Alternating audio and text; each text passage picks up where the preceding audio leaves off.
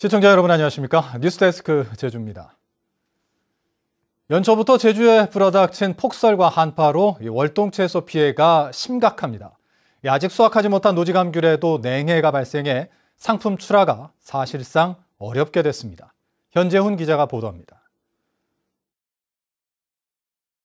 하얀 눈이 덮인 제주시 구자읍 중산간의 월동무밭. 눈 속에서 나온 물을 잘라보니 추위에 노출됐던 무 상단부에 언피해가 나타났습니다. 고지대가 높은 지역 같은 경우에 여기에 이제 검은 줄이 생깁니다. 얼어난 자국에. 그것은 이제 상품으로 나갈 수가 없습니다. 다 폐기 처분해야 됩니다. 최근 한파로 월동무 재배 면적 4,000헥타르 가운데 80%가량이 냉해가 발생한 것으로 추정됩니다. 농정당국은 월동무 피해 면적은 3,200헥타르, 양배추 1,400, 브로콜리 800, 콜라비 270헥타르 등 모든 월동채소 재배 면적의 90%가량 냉해가 발생한 것으로 추정하고 있습니다. 수확이 늦어진 감귤원도 비상입니다. 많은 눈이 내리고 영하 날씨가 며칠째 계속되면서 나뭇가지에 달린 감귤이 얼어버린 겁니다. 지금 여기 같은 경우는 지대가 높기 때문에 특히 언피해가 많이 나왔는데 언피해가 나오면 기본적으로 안에 있는 과육이 변하게 됩니다. 맛도 변하고 과피에 있는 과피 색도 변하기 때문에 이런 감귤은 기본적으로 상품으로서 유통이 안 되기 때문에 언피해가 발생한 감귤원 면적은 제주시 중산간을 중심으로 1,100헥타르에 이를 것으로 추산됩니다. 농정당국은 저지대 감귤원의 경우 추위가 풀리는 대로 일찍 수확해 처리해달라고 당부하고 있습니다. 코로나19로 어려움을 겪고 있는 1차 산업에 냉해까지 발생하면서 농민들은 최악의 겨울을 나고 있습니다. MBC 뉴스 현재훈입니다. 한파는 다소 누그러졌지만 제주도 산지에 다시 대설주의보가 발효된 가운데 눈이 오고 있습니다. 이 시각 현재 한라산 1100도로는 차량 운행이 전면 통제되고 있고 그 밖의 도로는 정상 운행되고 있습니다. 제주지방은 내일까지 산지에 최고 15cm의 눈이, 해안에는 5에서 10mm의 비가 오겠습니다. 내일 아침 최저기온은 1에서 3도, 낮 기온은 6에서 8도로 오늘보다 높겠고 모레는 낮 기온이 10도를 웃돌아 추위가 풀리겠다고 기상청은 예보했습니다. 제주 지역 코로나19 신규 확진자가 어제 2명, 오늘 현재까지 1명에 그치면서 한 달 만에 최저치로 떨어졌습니다. 전국적으로 거리 두기 완화가 논의되는 가운데 제주도 방역당국은 추가 확산에 대비해 제주 안심 코드를 활용한 방역망 가동에 총력을 기울인다는 방침입니다. 김찬영 기자입니다. 코로나19 진단검사를 받으려는 도민들이 순서를 기다리는 선별진료소. 하루 30명 넘게 확진자가 나오던 지난달보다는 많이 한산해진 모습입니다. 지난 8일 제주시 보건소 검사 건수는 279건으로 3주 전보다 3분의 1 이하로 떨어졌습니다. 확진자 수가 줄어든 데다 신규 확진자 대부분이 자가격리 중 양성 판정을 받은 경우로 접촉자가 크게 줄었기 때문입니다. 제주 지역 신규 확진자는 어제 하루 2명에 그쳤는데요. 지난달 18일 이후 34일 만에 최저치로 떨어졌습니다. 신규 확진자 발생이 줄면서 제주도도 사회적 거리두기 완화 검토에 들어갔습니다. 양성자가 나타나는 그 클러스터나 그 영역들에 대해서 굉장히 예의주시 민감하게 저희가 이렇게 바라보면서 대응을 해 나가겠다는 말씀을 드립니다. 하지만 전국적으로 거리두기가 완화되면 제주를 찾는 관광객이 다시 늘어날 거란 우려가 나오는 상황. 제주도는 제주 안심 코드를 활용해 빠르게 동선을 파악하고 감염 확산을 차단할 수 있도록 한다는 계획입니다.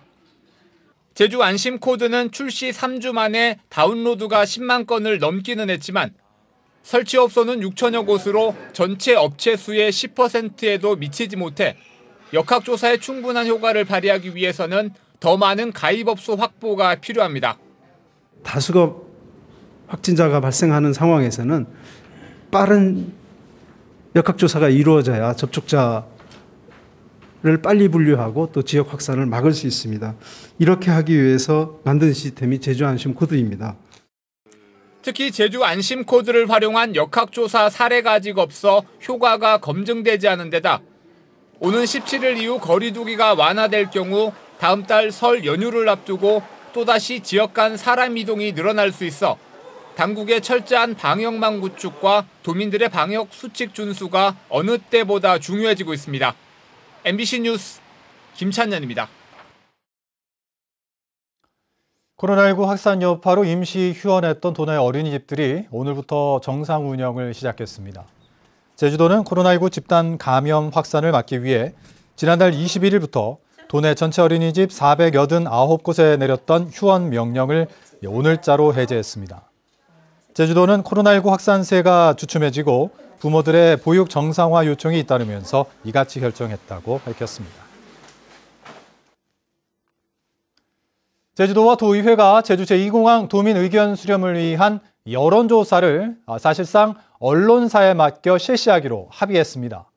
하지만 언론사 선정에서부터 이 결과에 대한 수용성 여부까지 과제가 적지 않습니다. 오승철 기자가 보도합니다. 제2공항 여론조사와 관련한 도의회의 질의에 대한 선거관리위원회의 답변서입니다. 언론사가 자체 비용을 들여 선거에 관한 여론조사를 하면서 제2공항에 대한 찬반 문항을 포함시키고 공무원과 협의하는 것은 선거법에 어긋나지 않는다고 밝혔습니다. 또 제주도가 제2공항 찬반에 대한 결과만 국토부에 전달하고 결과를 정책에 반영하는 것도 위법하지 않다는 겁니다. 선거법과 개인정보보호법상 여론조사에 필요한 휴대전화 안심번호를 발급받지 못하고 있는 상황이어서 제주도와 의회는 여론조사를 언론사를 포함한 다른 기관에 맡기는 쪽으로 가닥을 잡았습니다. 그 안심번호를 통한 조사 이거를 하기 위한 방법을 찾다 보니까 불가피하게 도나 의회가 직접 수행하기는 지금 어려운 그 법적 현실에 처해 있다는 걸 확인하게 됐고 이에 따라 도와 의회는 당초 오늘까지였던 여론조사 기한을 연기했습니다. 하지만 공정성과 객관성 문제가 불거질 수 있어서 여론조사 주관 기관을 선정하기도 쉽지 않습니다. 무엇보다 국토교통부가 도와 의회가 아닌 다른 기관의 여론조사 결과를 수용할지가 최대 관건입니다. 국토부도 어쨌든 2019년 2월에 당정 협의를 했고 그 결과 도민 의견 수렴을 하기로 했기 때문에 현실적으로 가능한 대안이 많지 않다는 걸 분명히 인식하고 있다. 저희는 그렇게 생각합니다. 여론조사는 전체 도민 2,000명과 성산읍 주민 500명씩 2개 여론조사 기관에 맡겨 실시하는데 주관사 선정과 안심번호 신청 등의 기간을 감안하면 빨라야 20일 정도는 걸릴 것으로 예상됩니다. MBC 뉴스 오승철입니다. 제주 4.3 특별법 개정안이 당정 합의에도 불구하고 새해 첫 임시국회 처리가 무산됐습니다. 희생자 배보상 대신 위자료로 바뀐 문구를 놓고도 논란이 이어지고 있는데요. 제주 4.3 특별법 개정안을 발의한 더불어민주당 오영훈 국회의원과 함께 자세한 이야기를 나눠보도록 하겠습니다. 자, 스튜디오에 나와 계신데요. 안녕하십니까? 네, 안녕하십니까? 네. 자, 4.3 특별법 개정안이 지난 임시국회에서 상임위 문턱조차 넘지를 좀 못했습니다. 21대 국회 개원과 함께 좀 신속한 처리를 기대했던 도민들 입장에서는 뭐 실망이 클 수밖에 없는 상황인데 그동안 어떤 좀 사정들이 있었던 건가요? 네, 지난해 연말에 정부와 여당이 배보상에 대한 원칙적인 합의가 있었고 1월 8일까지 예정돼 있었던 국회 본회의 통과를 많은 분들이 기대했었는데요.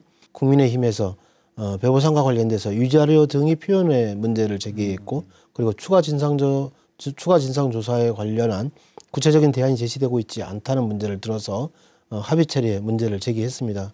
네. 지금 그런데 당정 협의를 거치면서 이 배보상 용어라는 대신 위자료로 명칭이 지금 나오고 있고 또 지원한다가 아니라 지원을 강구한다 이런 표현으로 문구가 바뀌면서 지금 논란이 되고 있거든요.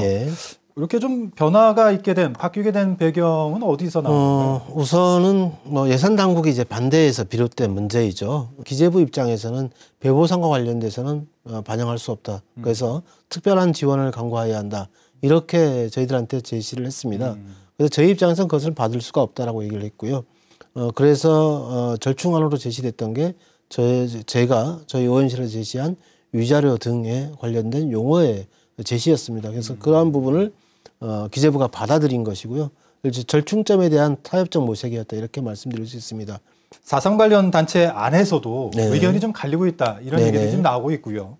또 야당인 국민의힘 제주도당에서도 이게 시혜성 차원으로 시혜성 지원으로 읽힐 수 있다면서 뭐 동의할 수 없다 이런 입장도 지금 나오고 있습니다.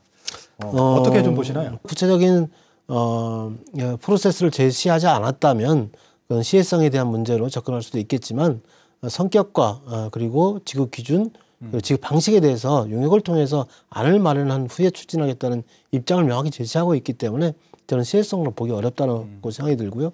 그래서 최근 행정안전부가 이와 관련된 용역비 3억 원을 확보해서 용역을 시행하려는 계획을 수립을 했습니다. 그래서 올 6월까지 계획이 마련되게 되면 그 내용을 가지고 법 개정과 그리고 정부 예산안 반영 등이 추가적인 절차가 진행될 것으로 알고 있습니다.